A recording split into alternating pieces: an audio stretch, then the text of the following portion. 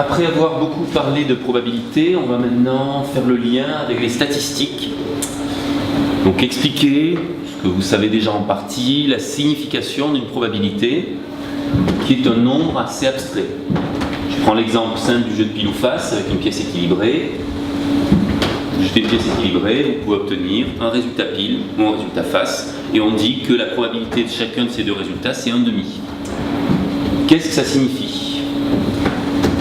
Quand vous jouez à pile ou face, si vous jouez une fois pile ou face, il y a deux résultats possibles. Ça peut être pile ou ça peut être face, mais une fois que vous avez joué, la probabilité elle a disparu dans l'histoire. Vous avez soit pile, soit face. Vous n'avez pas la moitié de l'un, la moitié de l'autre. Pour faire intervenir la probabilité, il va falloir répéter l'opération. 2 fois, ça ne suffit pas. Si vous jouez 2 fois pile ou face, vous n'aurez pas forcément, ça peut arriver, mais pas forcément, la moitié des résultats qui sont pile et la moitié des résultats qui sont face. Il faut aussi avoir 2 fois pile, ça arrive, ou 2 fois face, ça arrive aussi. Par contre, si vous jouez à ce jeu un grand nombre de fois, la fréquence d'apparition du résultat pile, sur ce grand nombre de tirages, elle va tendre effectivement vers la probabilité. La probabilité s'interprète comme une limite d'une fréquence. C'est un résultat qu'on appelle la loi faible des grands nombres. Je vais passer sur la démonstration qui utilise le théorème de Tchebychev, l'inégalité de Tchebychev qu'on a étudié avant, pour passer directement à un énoncé en français de cette loi faible des grands nombres. Dans une expérience aléatoire, si on considère un événement de probabilité P, qu'on répète l'expérience n fois et qu'on note Fn la fréquence d'apparition du résultat, alors Fn tend vers P quand n tend vers l'infini. C'est l'interprétation que vous aviez déjà tous en tête d'une probabilité depuis que vous avez entendu parler de probabilité. Attention à ne pas faire l'erreur de considérer que les résultats précédents influent sur le suivant. Dans tout ce qu'on a fait avant, dans la démonstration en particulier qu'on n'a pas faite, on a fait l'hypothèse que les tirages successifs, que les réalisations successives de l'expérience étaient indépendants. C'est une hypothèse qui est physiquement réalisée très souvent. Vous jetez une pièce, sauf si vous l'abîmez vraiment ou si vous la perdez en route, vous pouvez la relancer et le résultat la deuxième fois sera indépendant du résultat obtenu la première fois. Cette hypothèse, puisqu'on l'a faite, on ne peut pas revenir dessus à la fin. On ne peut pas considérer que parce que vous avez une série de résultats qui vous donne par exemple 10 fois de suite le résultat pile, et que vous savez qu'à l'infini vous devez avoir une fréquence d'apparition du résultat qui est de 1/2, vous ne pouvez pas considérer donc que parce que vous avez 10 fois le résultat pile, la fois d'après, il faudra en quelque sorte compenser et que vous avez plus de chances d'obtenir un résultat face au tirage d'après. C'est vraiment seulement à l'infini que s'équilibrent les résultats. C'est pas sur une série finie de tirages. Donc si vous jouez à pile ou face et que vous supposez au départ que les résultats sont indépendants, vous devez considérer qu'ils le sont jusqu'à la fin. Et que donc vous avez tout à fait la possibilité d'avoir des fois, ça n'arrive pas souvent, mais d'avoir des fois une série de longs résultats pile, longs résultats face, qui ne vous permettront pas de prédire ce qui sortira la fois d'après. Si vous jouez au loto et que vous constatez que le 1 est sorti 10 fois sur les 10 tirages précédents, vous n'avez pas spécialement de raison de penser qu'il sortira plus ou moins le coup d'après, si vous faites l'hypothèse que les tirages sont indépendants. On verra sur la fin du chapitre que dans le principe des tests d'hypothèse, on arrivera même à... le fait d'obtenir beaucoup de fois un résultat pile, alors qu'on s'attend à ce que ça arrive seulement une fois sur deux, ou d'obtenir tous les nombres des tirages au loto de manière équiprobable, et de constater qu'il y en a un qui sort plus souvent, ça pourra nous conduire éventuellement à rejeter l'hypothèse faite au départ qui a justement autant de chances d'obtenir chacun des résultats. On en reparlera dans la fin du chapitre. Alors, d'abord, je vais parler d'échantillonnage. Qu'est-ce que c'est que l'échantillonnage? C'est étudier les propriétés d'un échantillon connaissant la loi de répartition des valeurs, la loi théorique de répartition des valeurs. Je prends une variable aléatoire, je connais la loi, je connais l'espérance, je connais la variance. Et je m'intéresse aux propriétés d'un échantillon de taille N, la moyenne, la variance. La manière dont on modélise ce résultat, on a déjà vu ça dans le chapitre précédent, c'est de considérer la variable moyenne, x bar, qui est la somme des résultats obtenus sur n tirages successifs, divisé par n. On a vu que x bar a la même espérance que x, et que sa variance, c'est la variance de x divisée par n. C'est un point d'exclamation, c'est pas une factorielle. Quelle est la probabilité pour que les valeurs effectivement mesurées soient proches de mu, soient proches de l'espérance?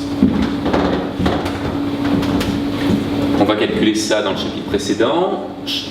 Avant ça, je répète la remarque, je l'ai déjà faite. On suppose que les variables qu'on utilise sont indépendantes. Ça va correspondre par exemple à un pile ou face, par exemple, ou à jeter un dé à 6 faces. Et quand il s'agit de prendre des objets dans une urne, on parlait du loto tout à l'heure, ça serait des tirages avec remise. Si vous êtes sur un tirage sans remise, vous ne pouvez pas considérer évidemment que le tirage numéro 2 est indépendant du tirage numéro 1, puisqu'il y aura une boule de moins dans le. Alors, on a dit dans le transparent précédent que l'espérance de la moyenne, c'était l'espérance de la variable de départ, que la variance de la variable moyenne est la variance de la variable de départ divisée par n. Et en plus, on avait vu dans le chapitre précédent que si la variable x suivait une loi normale, la moyenne aussi. Donc c'est l'hypothèse qu'on fait sur ce transparent. Je prends un exemple, j'ai des disques et je sais que leur diamètre moyen est de 15 cm avec un écart type de 0,25, une variance de 0,25 au carré, et je suppose que la distribution des diamètres suit une loi normale. Quel est le diamètre d'un disque pris au hasard? Il peut varier entre moins l'infini et plus l'infini si on considère véritablement une loi normale. En pratique, on va quand même plutôt dire qu'il varie entre 0 et plus l'infini. Et on sait que les valeurs proches de 0 ou négatives, ou les valeurs proches très grandes, vont être extrêmement peu probables. Ça reste une modélisation. On sait qu'en pratique, dans la vie, ça serait impossible d'obtenir, avec une certaine machine de production, des diamètres négatifs ou des diamètres qui dépassent quelques dizaines de centimètres si la machine est réglée pour fabriquer des disques de diamètre 15 cm. Mais la modélisation par la loi normale nous dit qu'on peut obtenir tous les résultats réels. Mais on sait quand même que, par exemple, dans 95,4% des cas, les résultats vont être proches de notre valeur moyenne. La valeur moyenne, c'est 15. Dans 95,4% des cas, c'est une valeur type qu'on a apprise dans le chapitre précédent, on va avoir des valeurs pour la moyenne comprises entre l'espérance, plus ou moins 2 fois l'écart type. Ça, c'est la racine de la variance, en fait, ça fait racine de 0,25 au carré, ça c'est 0,25. Ce qui veut dire qu'on aura 95,4% des disques qui sont dans cet intervalle. Si maintenant je prends 10 disques au hasard et que je calcule leur diamètre moyen, et que je m'intéresse non pas au diamètre d'un disque, mais au diamètre d'un lot de 10 disques, au diamètre moyen d'un lot de 10 disques, on se doute que du coup les fluctuations vont être moins importantes, puisqu'on aura déjà un premier calcul de moyenne entre 10 disques. Vérification, le diamètre moyen d'un disque sur une série de 10 disques suit une loi normale de même espérance, mais de variance divisée par 10. La variance c'était 0,0625, là on l'a divisé par 10, et donc dans 95% des cas, 95,4% des cas, le diamètre moyen sera compris, c'est la même formule, entre l'espérance plus ou moins 2 fois l'écart type, mais l'écart type a été divisé par racine de 10, puisque la variance a été divisée par 10, donc on se retrouve avec un intervalle plus petit. C'est l'occasion de rappeler comment on fait si on vous demande un intervalle de confiance qui n'est pas d'une valeur que vous avez apprise par cœur, correspondant à un écart type, 2 écarts types, 3 écarts types. Dans ce cas, vous avez vu, là encore dans le chapitre précédent, que la probabilité pour une loi normale d'avoir des valeurs comprises entre plus ou moins t fois l'écart type par rapport à l'espérance, c'est la probabilité 2f de t moins 1, f de t étant la valeur lue dans la table de la loi normale sans très réduite. Donc si vous voulez un intervalle de confiance 98%, il faut résoudre l'équation 2f de t moins 1 égale 0,98, donc f de t égale 1,98 divisé par 2, f de t égale 0,99. f de t égale 0,99, ça veut dire que vous prenez la table de la loi normale, vous cherchez à l'intérieur de la table la valeur 0,99, ou sa voisine, si 0,99 n'apparaît pas. Donc là, on peut prendre soit 0,9898, soit 0,9901. Pour ces valeurs-là, la valeur de t correspondante, c'est 2,3 plus 0,02, ça se lit en haut, ou 0,03, donc 2,32 ou 2,33. On ne sera pas strict sur le choix entre la valeur un peu inférieure ou un peu supérieure. Au niveau du calcul de l'intervalle de confiance, ça changerait peut-être la dernière décimale, mais guère plus. Donc voilà, l'intervalle de confiance 98%, c'est 15 moins 2,32 écart-type, 15 plus 2,32 écart-type. Valeurs qui donnent un intervalle un petit peu plus large que le précédent. On y reviendra.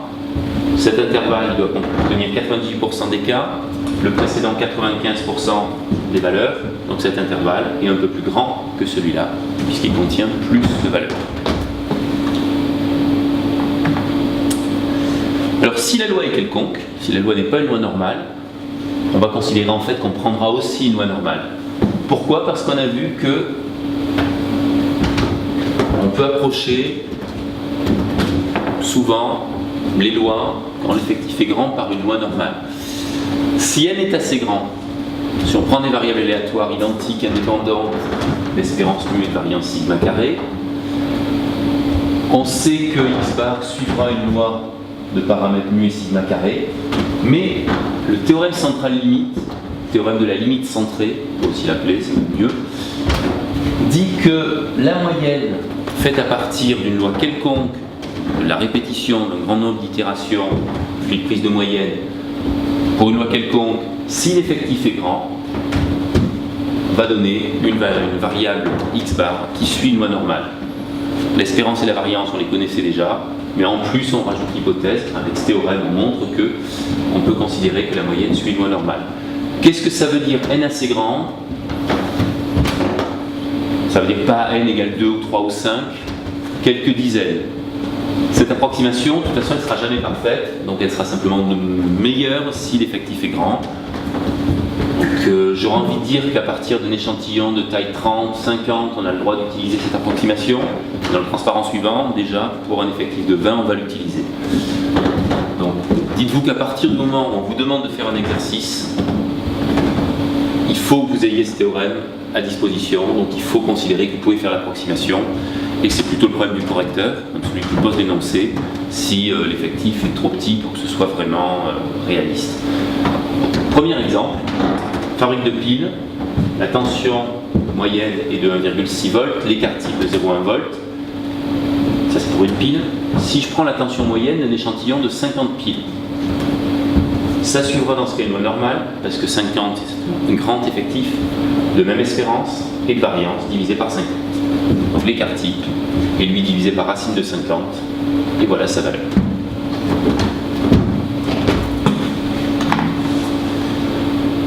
Une autre situation d'échantillonnage, c'est la situation suivante. On connaît dans la population la proportion de personnes qui ont telle ou telle caractéristique. Par exemple, la proportion de gens qui ont voté pour un candidat. Donc l'élection est faite. Le candidat A a obtenu une proportion P de vote. Et je m'intéresse à la proportion de votants pour le candidat dans un échantillon de taille N. Dans ce sens-là, ce n'est pas un sondage, c'est un peu l'inverse d'un sondage. C'est moins intéressant, mais ça permettra par la suite d'étudier justement le principe du sondage. Donc là, on connaît la population, on souhaite évaluer un échantillon. Quel est le nombre de votants pour le candidat A dans notre échantillon? Alors, l'échantillon étant choisi au hasard, on peut considérer que le nombre de votants pour le candidat A, il va varier entre 0 et N. On peut très bien avoir un échantillon où aucun électeur n'a voté pour le candidat A, un échantillon où tous les électeurs ont voté pour le candidat A, mais le plus souvent, on sent bien quand même, on sait que la proportion de votants pour le candidat A dans l'échantillon va être pas trop éloignée de la proportion dans la population. Plus précisément, la proportion de votants, le nombre de votants pour le candidat A dans notre échantillon suit une loi binomiale. Pour chacun des n personnes de l'échantillon, on doit tirer au sort est-ce qu'il a voté pour le candidat A ou pas, avec une probabilité P à chaque fois. C'est exactement la loi binomiale. Si l'effectif est grand, cette loi binomiale peut s'approcher par une loi normale. De même espérance NP et de même variance, NP fois 1 moins P. Ce qui nous intéresse, ce n'est pas le nombre de votants, c'est la proportion de votants, donc la fréquence. On divise le nombre de votants pour le candidat A par le nombre de votants en tout, le nombre de personnes dans l'échantillon. Ça revient à multiplier cette loi normale par la constante 1 sur n. Ainsi, on multiplie l'espérance par 1 sur n et la variance par 1 sur n carré. Donc ça revient à avoir une fréquence qui suit une loi normale de paramètre P et P fois 1 moins P sur n.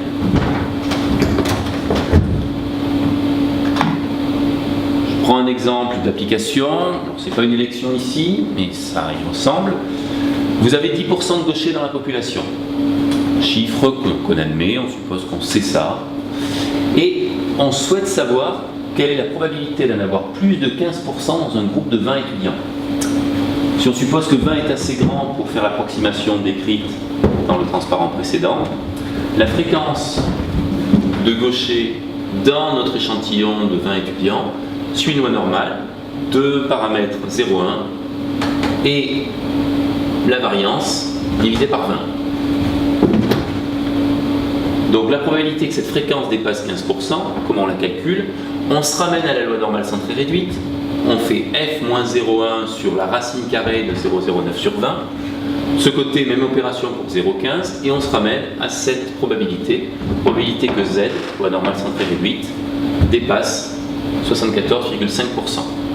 C'est la probabilité inverse de z ne dépasse pas 0,74,5. Cette valeur-là se lit dans la table de la loi normale centrée réduite, donc on obtient une probabilité de 23% que la proportion de gauchers dépasse 15% dans un groupe de 20 étudiants. Donc ça, c'était 2 exemples d'échantillonnage. On connaît la population, on veut en déduire les propriétés des échantillons. On comprend que c'est un phénomène relativement facile. L'estimation de paramètres, c'est l'inverse. À partir d'un certain nombre d'expériences, à partir d'un échantillon, on veut estimer les propriétés de la population. Vous voulez mesurer telle ou telle caractéristique physique, vous faites un certain nombre de mesures, et la valeur moyenne de vos mesures, vous allez estimer que ça correspond à la valeur théorique que vous souhaitez mesurer et à laquelle vous ne pouvez pas accéder directement. Donc c'est un peu plus dur, en principe. On va nous essayer d'estimer 3 types de paramètres. Ça peut être la valeur moyenne, l'écart type ou la variance, c'est pareil puisqu'il y a juste un facteur carré, un carré entre les deux, ou bien la proportion. Donc l'estimateur que vous allez choisir, la formule que vous allez considérer à partir de votre échantillon pour estimer la valeur moyenne, la variance, l'écart type ou la proportion, c'est moi qui vais vous les donner. L'an prochain, si vous continuez à faire des probabilités en école d'ingénieur ou en licence, vous aurez vous-même à choisir l'estimateur. Donc je donne un peu de vocabulaire. Un estimateur, l'estimateur choisi doit être robuste, doit être peu sensible aux valeurs extrêmes. Si vous avez un échantillon dans lequel vous modifiez quelques valeurs ou dans lequel il y a une valeur aberrante, ça doit peu changer l'estimation que vous allez faire du paramètre que vous souhaitez mesurer. L'estimateur doit être sans biais, c'est-à-dire que si vous faites un très grand nombre de mesures, donc sur un très grand nombre d'échantillons, votre estimation, la moyenne de vos estimations doit tendre vers la valeur exacte. Ça paraît peut-être compliqué, mais c'est de là que vient la raison pour laquelle, quand vous avez en métrologie, puis avec nous maintenant ici, appris à estimer un écart type à partir d'un échantillon, vous mettez en racine de n-1 au dénominateur. On va en reparler. Et troisième demande, que l'échantillon, plus il est important, meilleure soit l'estimation. Donc ces propriétés vont être vérifiées pour les estimateurs que je vais vous fournir pour les quantités qu'on souhaitera estimer cette année. Et j'ai posé le vocabulaire que vous retrouverez par la suite, éventuellement. Donc je vais commencer par 2 exemples.